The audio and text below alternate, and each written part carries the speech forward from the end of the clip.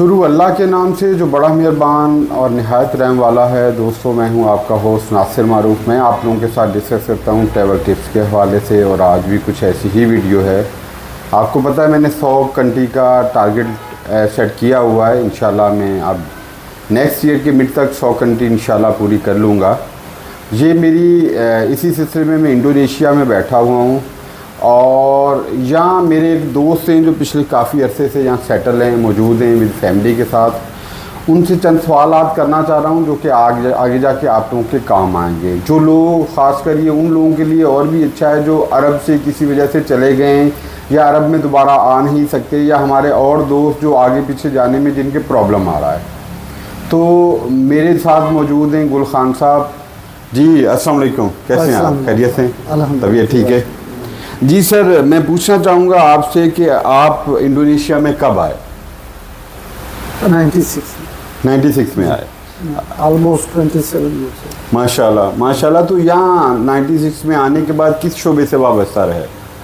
Basically मेरा ताल्लुक फैसलाबाद से, उसके अलावा मैं मार्केटिंग के शोबे में था। तो हमने आके यहाँ टेक्सटाइल पाकिस्तानी प्रोडक्ट को लॉन्च किया यहाँ। उसमें ख़ास तौर पे एहराम, पाकिस्तानी इस्लामिक मलबूसात, पाकिस्तानी शालें। तो हम थ्रू आउट पूरे मुल्क में जब हम गए तो हमें बहुत बड़ी मार्केट मिली और बड़ी अच्छी एक्सेस थी, कोई कंपटीशन नहीं था, और अल्हम्दुलिल्लाह माशाल्लाह। अच्छा, एक सवाल मैं और करना चाहूँगा। माशाल्लाह आप काफ़ी अरसे से, अरसा है कोई लगभग 30 साल से आप यहाँ मौजूद हैं, या शायद इससे भी कम बेश ज़्यादा या कम होंगे। तो मैं ये पूछना चाहूँगा कि यहाँ पाकिस्तान की टोटल आबादी कितनी है? जो तो लोग पार्टीशन से पहले यहाँ रह रहे हैं वो तकरीबन 5000 के करीब है। ठीक है। और उसके बाद जो अब तक का पाकिस्तान हाई कमीशन का डाटा है, कम व बेश 2-3 हज़ार लोग हैं। 2-3 हज़ार लोग हैं। और कुछ लोग पाकिस्तानी जो ब्रुनेई के नेशनल हैं, नेबर्स कंट्री, फिलीपीन के, मलेशिया के, सिंगापुर के, उन लोगों का आना जाना लगा रहता है यहाँ पे लगा जी। अच्छा सर, पाकिस्तानी आबादी वैसे बहुत थोड़ी है बाकी ममालिक की निस्बत, लेकिन क्या आप ये कहना चाह रहे हैं कि टोटल 2-3 हज़ार लोग हैं यहाँ पे? पाकिस्तानी आबादी का इन्फ्लुएंस जो इंक्रीज़ हुआ है 2010 में हुआ है, जब इन्होंने एक प्रोग्राम लॉन्च किया स्पाउस वीज़ा। क्योंकि इंडोनेशिया में मुस्लिम फीमेल की तादाद की एवरेज बहुत ज़्यादा है। हर 10 में 3 लड़के हैं और 7 लड़की। तो फिर ये हमने इनको एक आइडियाज़ दिए, ये पाकिस्तानी क्यों होना चाहते हैं पाकिस्तान। तो लकीली मिडिल ईस्ट में जो औरतें या इंडोनेशियन काम करते थे वो वहाँ पे शादी की, फिर वो आके उन पाकिस्तानियों को लेके आए। उसकी वजह से उनके बच्चे फैमिली शिफ्ट होने शुरू, तो गवर्नमेंट ने उनको स्पाउस वीज़ा दिया। स्पाउस वीज़े पे आप 2 साल पूरे करेंगे तो आपको PR मिलता है, और 5 साल के अंदर ये आपको इंडोनेशियन नेशनलिटी के लिए एप्लीकेबल कहते हैं। सही। मतलब 5 साल में ये क्या, मैं ये समझूं कि बंदा पासपोर्ट ले लेता है। अगर वो 5 साल के अंदर, 5 से 6 साल के दरमियान अगर वो लीगली सारी चीज़ों को फॉलो करता है, कानून को फॉलो करता है तो जी।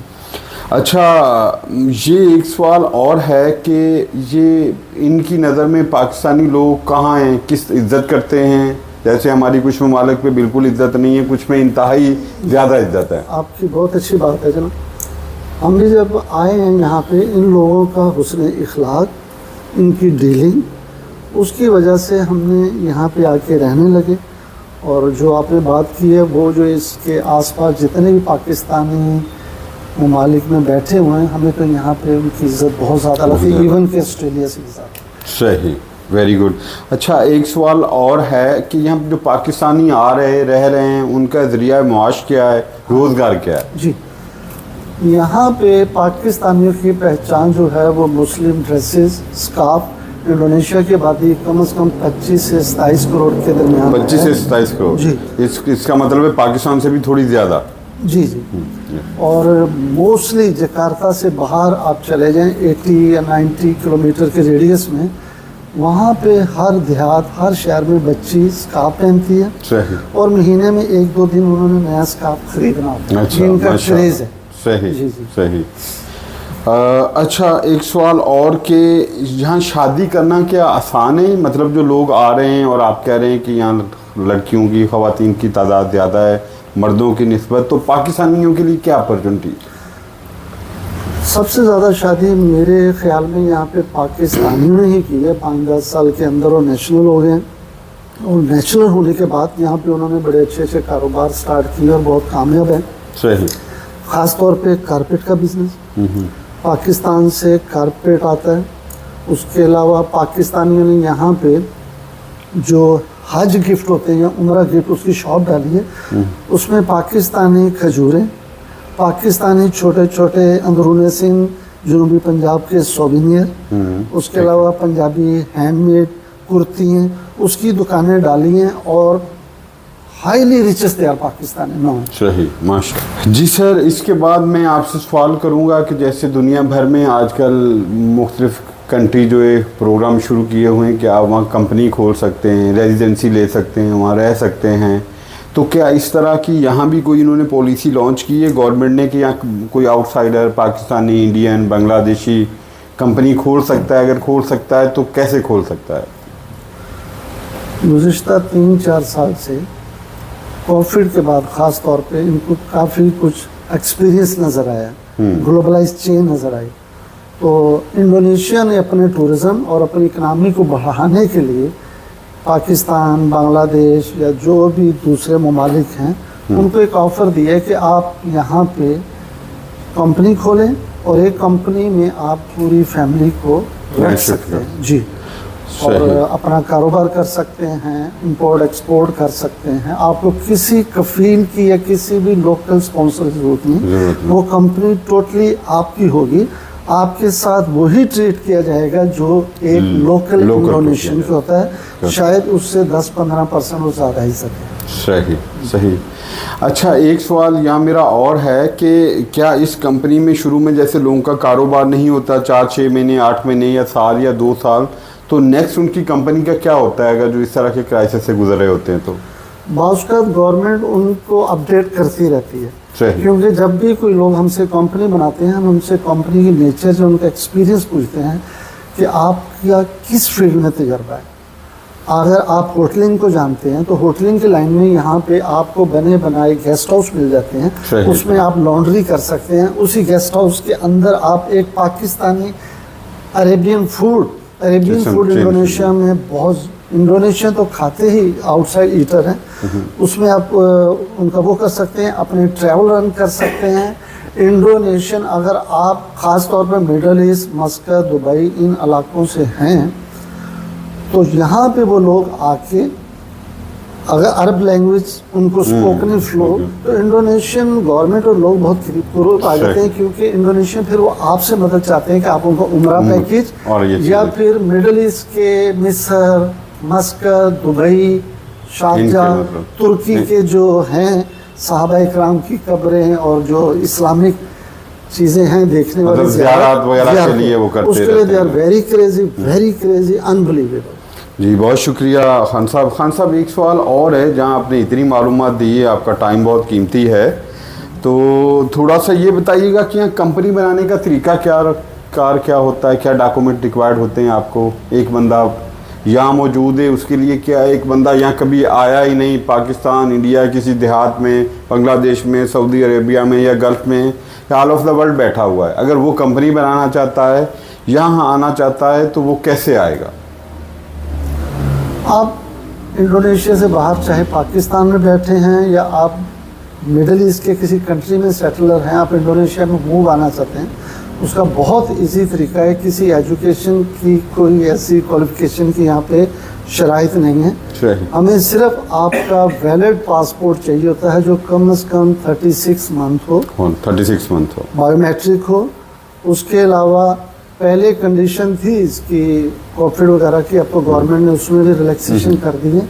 हमें एक पिक्चर चाहिए होती है उसकी, और उस बंदे से हमें ये चीज़ें चाहिए होती है कि व्हाट ही कैन डू, तो फिर हम उस हवाले से उसको गाइड करते हैं। वो इंडोनेशिया के किसी भी शहर में आराम से बैठ के अपना छोटा बड़ा कारोबार भी कर सकते हैं और मकामी लोगों के साथ मिलजुल भी कर सकते हैं। सही। और तो यहाँ कितने जजीरे तकरीबन ऑलमोस्ट? मारूफ साहब यहाँ पे तकरीबन 17,000 से प्लस जज़ायर हैं।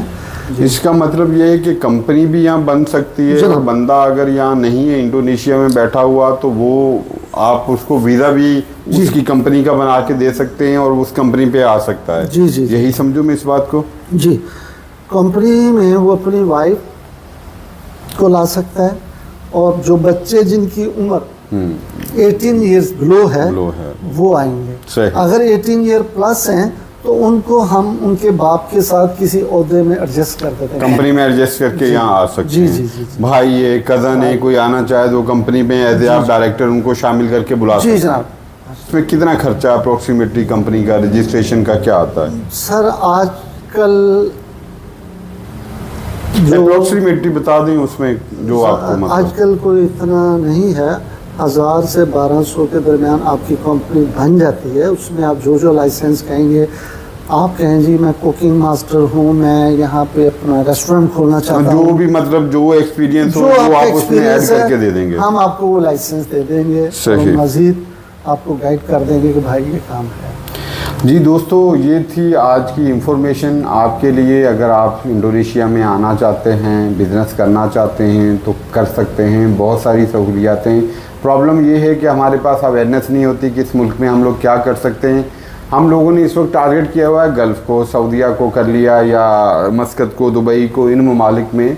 और बहुत सारे ऐसे ममालिक हैं जहां हम जाके सेट हो सकते हैं, लेकिन क्योंकि हमारे पास मालूमात नहीं होती इसलिए हम वहाँ सेट नहीं हो सकते, या हम दिलचस्पी नहीं लेते। तो दोस्तों, गल्फ़ के अंदर माशाल्लाह लोग बड़े अच्छे हैं, सेट हैं, सारी चीज़ें, लेकिन गल्फ़ के बाहर भी एक दुनिया आबाद है। जिस तरह मैंने अज़रबैजान के बारे में बताया था, जॉर्जिया के बारे में डिस्कस किया था, तुर्की के बारे में किया था, और उसके अलावा यूरोप गया था तो वो भी चीज़ें आप लोगों के साथ डिस्कस की थी। लेकिन ये मेरे लिए भी एक शॉकिंग न्यूज़ है। अगर आप कभी इन ममालिक में आएँ तो यहाँ पाकिस्तानियों की वाकई इज़्ज़त है, मैंने खुद भी महसूस किया है। तो मेरे व्यूवर को कुछ कहना चाहेंगे? आज के दौर में जी मेरे हिसाब से I am also migrated from Pakistan. Even अगर मेरी कोई फैमिली रिलेशन या पूछते हैं तो मैं उनको यही कहता हूँ कि भाई मौसम अच्छा है, एल्डर्स के लिए 12 महीने एक जैसा मौसम है, ना गर्मी पड़ती है, ना ठंड, ना बर्फ़बारी, बहुत अच्छा मौसम है। 12 महीने यहाँ पे हर एज का बंदा इजीली मूव। सेकंड, यहाँ पे मेंस पावर जो है आपको मेड्स आसानी से मिल जाती हैं, वर्कर आपको सबसे सस्ते दुनिया में आसानी से अच्छे और स्किल्ड पर्सन मिल जाते हैं। जो सबसे बड़ा इशू होता है पाकिस्तानियों का कनाडा, यूके में, कि उनको लेबर में प्रॉब्लम होता है। इंडोनेशिया में जो दोस्त यार हमारे पाकिस्तानी कामयाब ज़िंदगी गुजार रहे हैं, वो इंडोनेशियन लोकल ही एक उनकी फोर्स है, एडवांटेज है। ये सबसे बड़ा एडवांटेज है कि ये आपके आगे बहुत तमीज़ से आपके हुक्म को बचा लाते हैं। रेजिस्टेंस नहीं है कि I am Indonesian, I am, ऐसा कुछ नहीं। जहाँ से आप गुजरेंगे ये आपके आगे तंजीम से। सही सही। चलिए ठीक है दोस्तों, मैं इस दुआ के साथ आपसे इजाज़त चाहूँगा। जहाँ भी रहें खुश रहें। अल्लाह हाफिज़। अल्लाह हाफिज़।